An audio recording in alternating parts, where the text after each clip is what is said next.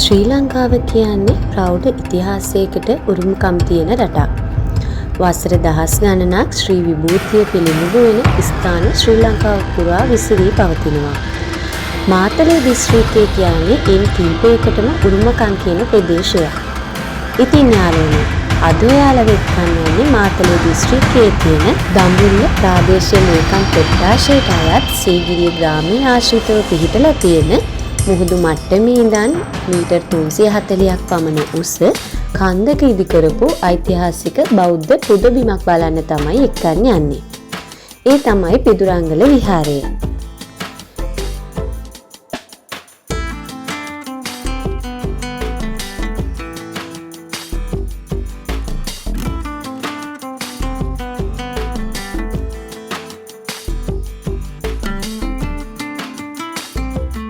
මේ තියෙන්නේ විහාර මන්දිරය. පිදුරංගල රජමහා විහාරයේ ලෙන් විහාරය තුල පැරණි චිත්‍ර දැක ගන්න පුළුවන්. පිදුරංගල මුදුනේහි ඇති මනස්කාන්ත දර්ශනයේ නැරඹීමට අමතරව එහි පාදමේ සිට ඓතිහාසික සහ ආගමික වටිනාකමකින් යුත් ස්ථාන රාශියක් සංචාරය කරන්නන්ට හම්බ වෙනවා. පිදුරංගල නැගීමට ගමන ආරම්භ කරන ස්ථානයේ වම්පස ගරා වැටුණු චෛත්‍යයක නටබුන් දකින්න පුළුවන්. ඒ කාශ්‍යප ස්තූපය. කාශ්‍යප රජුගේ මරණින් පස්සේ ඔහුගේ ආදාහන පූජෝත්සවය සිදු කර ස්ථානයේ ලෙස මේ ස්ථානය සැලකෙනවා.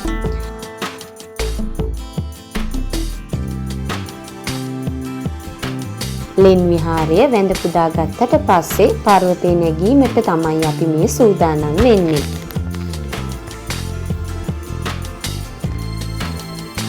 පිදුරංගල පිහිටලා තියෙන්නේ කොළඹ ඉඳන් කිලෝමීටර් 180ක් පමණ ඈතට වෙන්නට. ඉනාමලුව සීගිරිය මාර්ගයේ සීගිරිය පර්වතයේ නැගීම සඳහා ඇතුල් වන ස්ථානයේ පසු කර තවත් සැතපුමක් පමණ ඉදිරියට ආවහම පිදුරංගල හම්බ වෙනවා. ඉනාමලුව හන්දියේ ඉඳන් කිලෝමීටර් 3ක් වගේ තමයි එන්න ඕන. බස් එකේ පිදුරංගල යන්න හිතාගෙන ඉන්නවා නම් කොළඹින් දඹුල්ල බස් එකක නැගලා දඹුල්ල බස් ස්ටෑන්ඩ් එකෙන් බැහැලා සීගිරියේ හරි පිදුරංගල හරි යන බස් එකක නගින්න ඕන. පිදුරංගල විහාර මාවත ගාවින් බහින්න ඕන. ට්‍රේන් එකේ එනවා නම් කොළඹ කොටුවෙන් හබරනට යන ට්‍රේන් එකක නැගලා හබරනින් බහින්න. එතන ඉඳන් කිලෝමීටර් 13ක් විතර බස් එකක හරි ටැක්සි එකක හරි එන්න ඕන. පිදුරංගලට වසර දහස් ගණනක් ඈතට විහිදුණු ඉතිහාසයක් තියෙනවා. සීගිරියටත් වඩා ඉතිහාසයක් පිදුරංගලට තියෙනවා.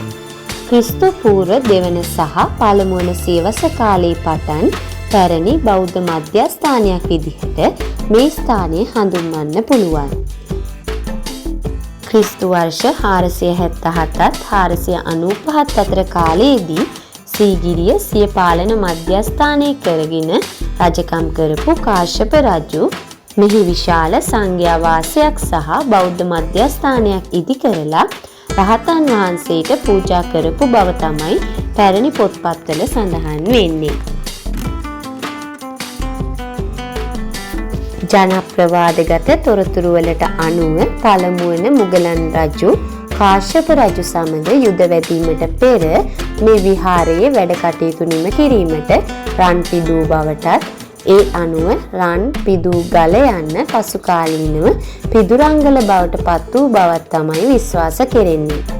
තවත් ජනප්‍රවාදයකට අනුව භික්ෂුන් වහන්සේලා වෙනුවෙන් පූජා කොට ඇති මේ ආරණ්‍ය සහිත ගලට පිදු ආරණ්‍ය ගල කියලා ව්‍යවහාර වූ බවත් පසු කාලීනව එය පිදුරංගල වුණ බවත් තමයි පැවසෙන්නේ. පිදුරංගල මෑතක් වෙනතුරුම සංචාරකයන් අතර එතරම් ජනප්‍රිය ස්ථානයක් නෙවෙයි. මෑත කාලීනව සමාජ මාධ්‍ය ඔස්සේ ලැබුණු ප්‍රසිද්ධියත් එක්ක සංචාරකයන් වැඩිපුර පිදුරංගල බලන්න එනවා.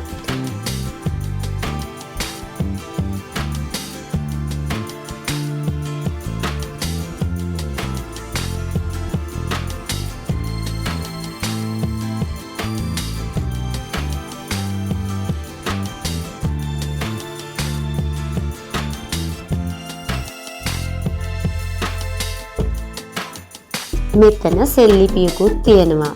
මෙතන ඉඳන් අපට පරිසරය බැලුවාම පේන විදිහ බලන්නකෝ. හරිම ලස්සනයි නේද? ඓතිහාසික වටිනාකමකින් යුතු තවත් ඉපැරණි ලෙන් විහාරයක් මේ ස්ථානයේ දකින්න පුළුවන්. දැනට ඉතිරි වෙලා තියෙන්නේ නටබුන් විතරයි. මීටර් 12.5ක් පමණ දිග සෙල්මුවා සැතපෙන බුදු පිළිම වහන්සේ නමක් ඇති අතර එහි ගරා වැටුණු තැන් මෑත කාලයේ වෙන පිට පිළිසකර කර තියෙනවා.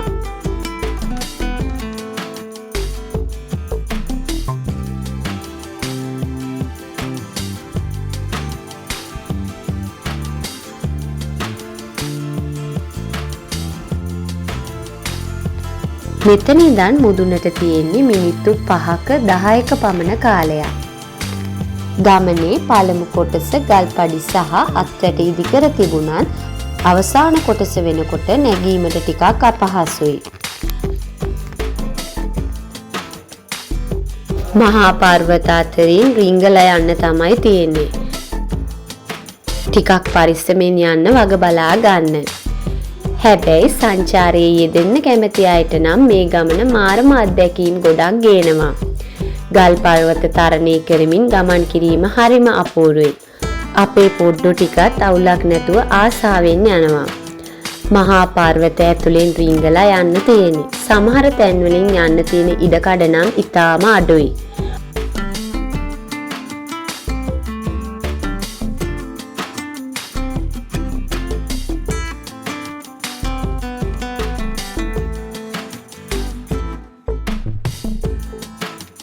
පිදුරංගල නගිනකොට සැලකිලිමත් වෙන්න ඕනේ කරුණු කීපයකුත් තියෙනවා.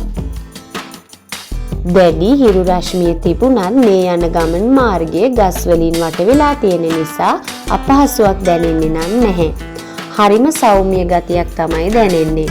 මේ ස්ථානයට උරහිස් නිරාවරණය වුණු ඇඳුම් සහ දන හිසට වඩා කොට ඇඳුම් ඇඳගෙන යන්න දෙන්නේ නැහැ. ඒ නිසා මේ ස්ථානයේ නරඹන්න එනවා නම් ඒ පිළිබඳව සැලකිලිමත් වෙන්න. ගමන යනකොට වතුර බෝතලයක් අරගෙන යන්න අමතක කරන්න එපා. ඒ වගේම තමයි දේශීය සංචාරකයින්ට කිසිදු මුදලක් ඇතුල් වීම සඳහා අය කරන්නේ නැහැ.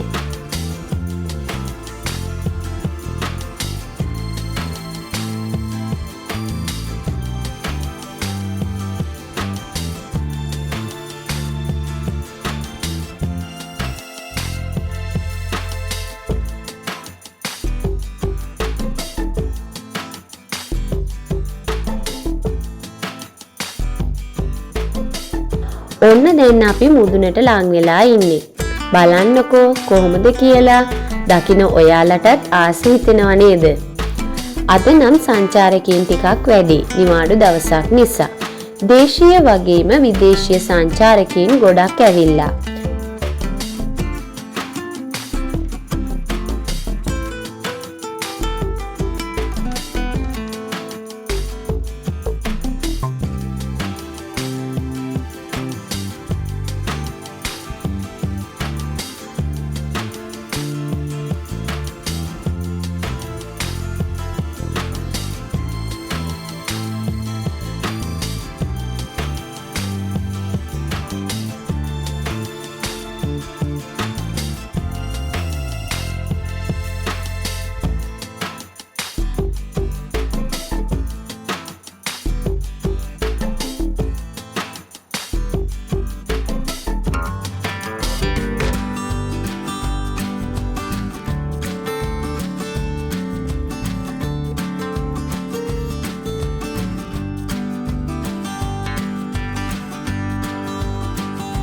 බලන්නකෝ මේ පේන්නේ මොකද්ද කියලා.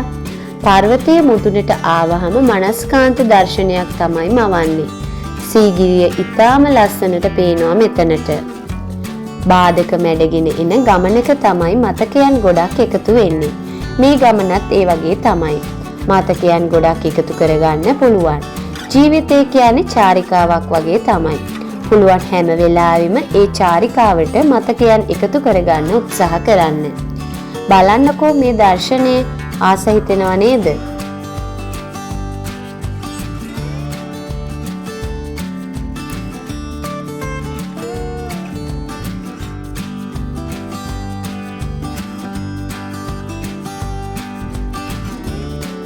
ඒ වගේ තැනකදී ලස්සන ෆොටෝ ටිකක් ගන්න අමතක කරන්න එපා. කවදා හරි දවසක අපිට මතක් කරන්න ඉතිරි වෙන්නේ මේ ෆොටෝ තමයි. හැමදාම කියනවා වගේ පරිසරයේ ලස්සන සුන්දර දේවල් බලන්න යද්දී ඒ වගේ සුන්දරත්වය ආරක්ෂා වෙන විදිහට හැසිරෙන්න වග බලා ගන්න පුරුදු වෙන්න. එතකොට තමයි තව කෙනෙක්ට ඒ වගේ තැන්වල තියෙන ලස්සන බලන්න පුළුවන් වෙන්නේ. ඔන්න ඉතින් අපි ගල මුදුනටම නගිනවා. බලන්නකෝ අවට පරිසරයේ තියෙන ලස්සන. මේ හරිය ගොඩක් හුළඟ වැඩි. සීගිරියේ ගල වගේම පිදුරංගල මුදුනත් පැත්තලි ස්වභාවයක් තමයි තියෙන්නේ. ලොකු ඉඩක් තියෙනවා. ඒත් ටිකක් ආනතියකින් තමයි පිහිටලා තියෙන්නේ. ඒ නිසා පරිස්සමෙන් එහා මෙහා යන්න වග බලා ගන්න ඕන. පිදුරංගල මුදුනට සීගිරිය පේනවා වගේම සීගිරිය මුදුනටත් පිදුරංගල හොඳට පේනවා. අතීතයේ කාශ්‍යප රජු මාලිගාවේ ඉඳන්ම පිදුරංගල වැඳ පුදාගත්ත බව තමයි අතීත කතාවල සඳහන් වෙන්නේ. පිදුරංගලට සීගිරිය වගේම රිටිගලත් හොඳට පේනවා. උදේ කාලේ හරි සවස් කාලේ හරි නැග්ගොත් ඉර නගින විදිය සහ ඉර බහින විදිය ඉතා ලස්සනට මෙතනට බලා ගන්න පුළුවන්. අපි නම් දවල් කාලේ තමයි ආවේ. ඉතාම ලස්සනට අවට පරිසරය පේනවා. ඈතට විහිදිලා ගිහිල්ලා තියෙන කඳු පන්ති අමුතුම චමත්කාරයක් තමයි ගේන්නේ. ලොකු කුඩා හැමෝටම ඉතා හොඳ අත්දැකීමක් ගන්න පුළුවන් තැනක් විදිහට පිදුරංගල හඳුන්වන්න පුළුවන්. මං කියනවටත් වඩා ඔයාලම බලලා රස විඳින්නකෝ. අවිවේකී ජීවිතයක් ගත කරන ඔයාලට අද වීඩියෝ එකෙන් මනසට සැහැල්ලුවක් ලැබෙන්නේ නැති කියලා හිතනවා. පරිසරයේ දේවල් වලට ආදරය කරන්න. මනසට සැහැල්ලුවක් ලැබෙයි එතකොට ඔයාලට. ඉතින් හැමදාම අපේ වීඩියෝ එක රැඳෙන්න. පරිසරයේ ලස්සන දේවල් විඳින්න, මතක සටහන් පමණක් රැගෙන එන්න, පිය සටහන් පමණක් තියලා එන්න අමතක කරන්න එපා. මේ වගේ ලස්සන දේවල් බලන්න අපේ channel එකත් එක්ක හැමදාම රැඳිලා ඉන්න. තවමත් අපේ channel එක subscribe කරලා නැත්නම් subscribe කරන්න. අලුත් වීඩියෝ ගැන දැනගන්න bell icon එකත් click කරන්න. අපේ වීඩියෝ හොඳ නම් කමෙන්ට් එකක් ලයික් එකක් දාන්න. යාළුවන්ටත් දැනගන්න ෂෙයා කරන්න. පිදුරංගල ගිහිල්ලා තියෙනවා නම් ඔයාලා අනිවාර්යයෙන්ම කමෙන්ට් එකක් දාන්න. එහෙනම් ඉතින් අලුත් වීඩියෝ එකකින් හමු වෙමු.